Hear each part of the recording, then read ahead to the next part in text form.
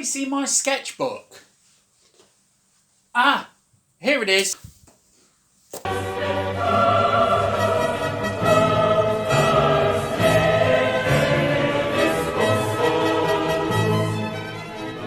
Hey there everyone, it's AJ and it is time for another video, and in today's video we're delving into the sketchbook. They can sit there on shelves for years and years without any sort of pen mark or pencil mark to it at all, just purely because they can be a thing of fear. So I am going to give you some tips on how to not necessarily get over the fear, but just some ideas of what you can do to make marks on the page and just really have a bit of fun with your sketchbook and come up with some great ideas, basically. Give you some tips and hints as well. The sketchbook that I am using is a Winsor & Newton heavyweight Wiro sketchbook, which is an A5 and it's 50 sheets and it's 170 GSM. It's quite a heavyweight one, and that means that you can, because I like to use liquid inks and watercolours and things like that, it means you can use a bit of that on there. Not too much, not as if you were doing a whole watercolour piece, but you can certainly do enough to basically just add a bit of splash of colour on there. So without further ado, let's begin.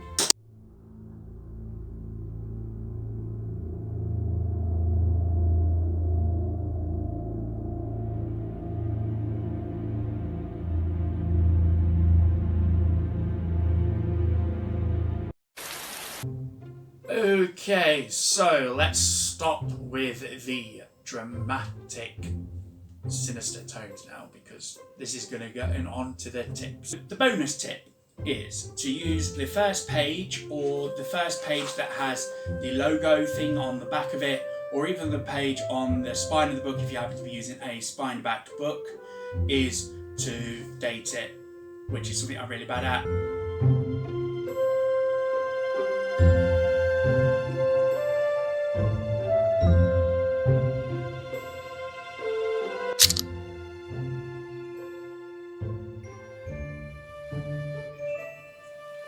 The first official tip, as it were, is to maybe do some studies.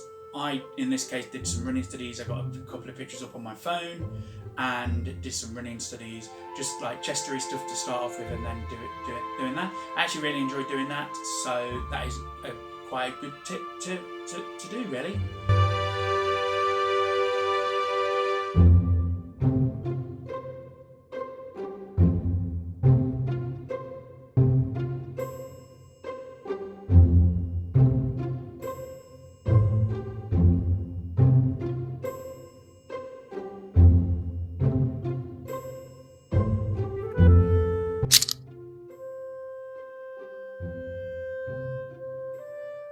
So the second tip is like a sort of creature mashup. You can do anything like sort of mashup-y on this tip, I imagine.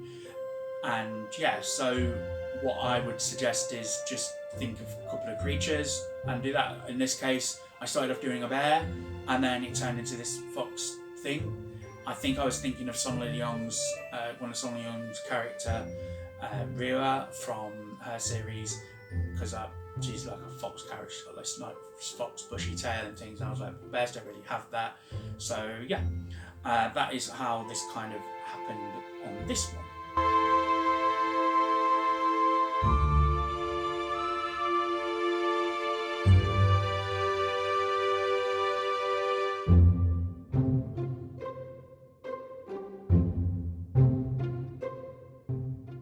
I'm going to give you a few more sort of little tips and hints and things like that that might help and benefit. Move locations. So sometimes people tend to find that they struggle drawing in their sketchbook and things like that because they're not necessarily in a comfortable position, or they're in a position that doesn't really inspire them anymore. So move locations, go and change perspective, and it just gives you a sort of like new look on life, new lighting and things like that as well. So change locations.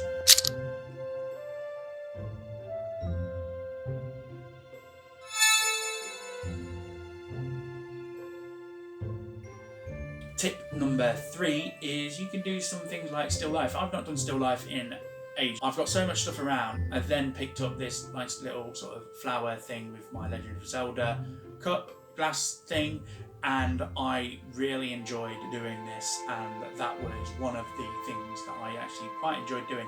I actually think I did quite well. This actually helps build up your observational as well, and it's relatively simple. You can do it in about 10-15 minutes. Most of these little tips and things I did in about 15 minutes. Obviously I've got a small sketchbook, but it's just one of those things that are quite useful to do. It just builds up like sort of hand-eye coordination as well, I imagine.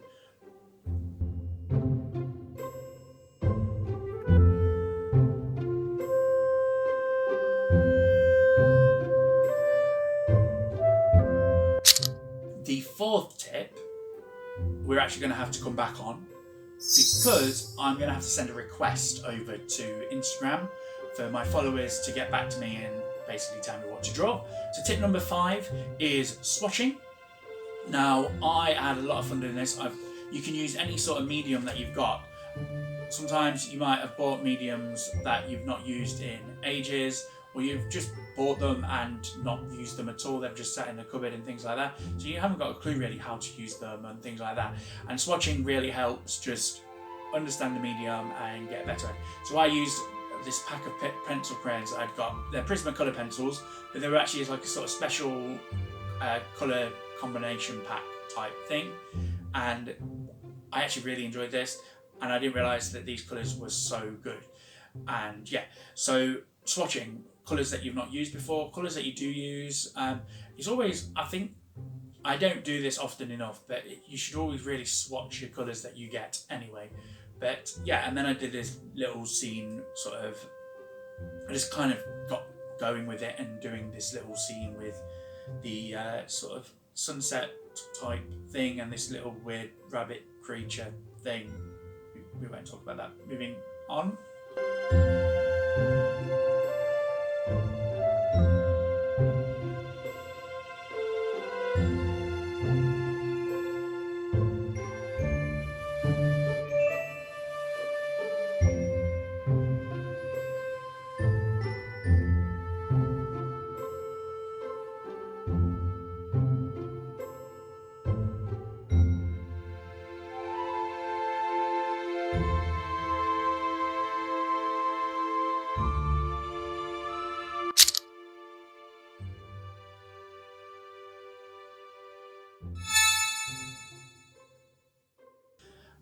Back to tip number 4, which is the social media prompt. Now, my good friend Meanstin, thank you Meanstin, the only person that actually responded to this, has made this video go on and basically be able to continue. If we didn't get a response, the video would have been stuck there, and that was it. We wouldn't have had seven tips. So yeah, and I got asked to do a butterfly warrior, and I had so much fun doing this. I didn't use reference, I just kind of did it out of my head. I was kind of using the sketchbook to do things out of my head a bit as well, and I love it. I actually am going to probably expand on this character a little bit more, just because, yes. So thank you. Yeah, social media prompts are a good thing. What you do is you just go, post on your story or something like that, and just say, hey, tell me what to draw, guys, and you draw it. That's really it.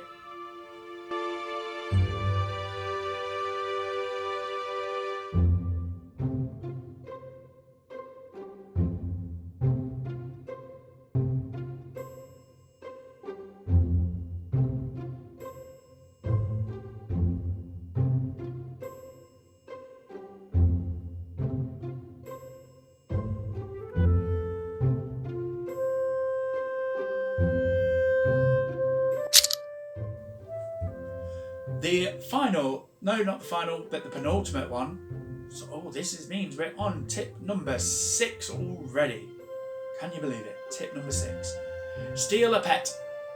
No, that's wrong. Now a word from legal. It is not endorsed by AJ's Creation Studios to steal a pet for the purpose of making art. I happen to have a pet called Pandora, she's a cat. And I have loads of photos of her. However, you might not have a pet. If you don't have a pet, you can still do this by searching for pet photos online, because if you've got Facebook, the chances are many of your friends have pets and spam Facebook with pet photos. There is also Tumblr, which I am aware, even though I've never used it, is renowned for people to post pictures of their cats and food. Therefore, I would recommend having a check out on Tumblr for this, because there are probably loads and loads of pets on there. Anyway, the purpose of this particular one is just, you've got a cute little pet, draw them. If you draw it really well, you might want to frame it. Just simple really. Yeah, I've got loads of pictures of Pandora on my phone, so just get on with it, really.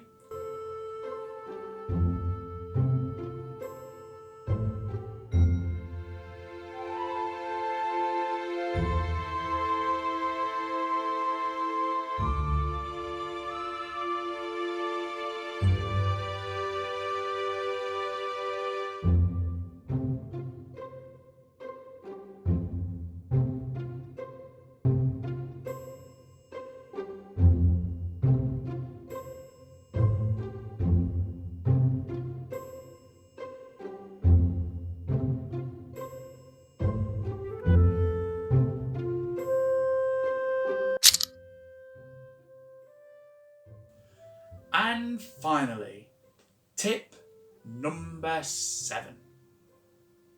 Draw Mawile. Mawile is the best Pokemon. And if you're not drawing Mawile, what are you drawing, really? But on a more serious sort of note, draw fan art. Pokemon, there's so many Pokemon out there. The chances are, if you play Pokemon, you've got your favourite Pokemon, you can draw your favourite Pokemon. Mine happens to be Mawile, but you should really just draw Mawile. I mean, Mawile is, yeah. But you can do it you can do it in your own sort of style and things like that. So, yeah.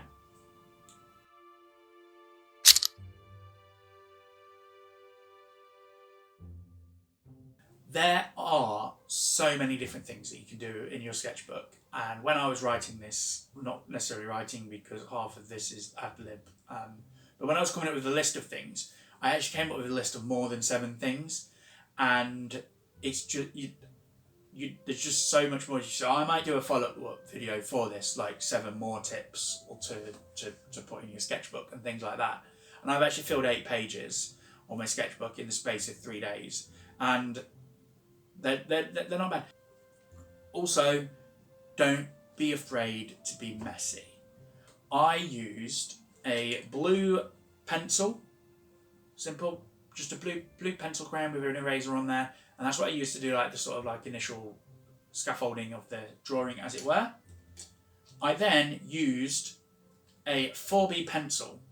4B pencils put down plenty of graphite, and they're just like nice. You can do broad strokes. If you do it at a nice fine point, you can get a nice sort of thin stroke, but you can also do these broad things, and they're also good for shading as well. So I've used a 4B pencil, which has basically served me well on this entire thing, apart from obviously the pencil crayon, because that's not graphite. I think it's pigment or whatever, like waxy sort of thing. But it just allows you to be loose, be messy, and you don't need to worry about it. You can be as heavy-handed as you want, or you can be as light. You can do just light stuff or heavy stuff and things. So that's actually my probably now go-to pencil for like really rough sketching and things.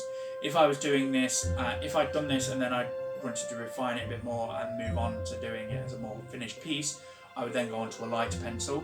But that isn't about this. That is about this sketchbook. And this sketchbook is, yeah, I've actually really enjoyed doing this sketchbook, to be fair, looking through the bits that I have done. If you enjoyed this video, please hit the like button and also subscribe and hit the bell notification to be notified as to when I do post videos in the future. I post every Saturday. The new time now for videos is going to be 6:30, 7 o'clock sort of time. Thank you everybody who watched the last video.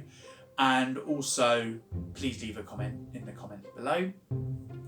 Just so that you are aware as well, I have actually, well, I say I've released a newsletter. I am going to be releasing a newsletter. I've been releasing a newsletter now for 2 months, but I'm kind of like just trying to hopefully build up a few more people to actually read the newsletter. But if you go check that newsletter out, you'll like basically hear about things that are going on, maybe get some goodies and things like that as well. So what I'll say is, until next time, I'll see you later.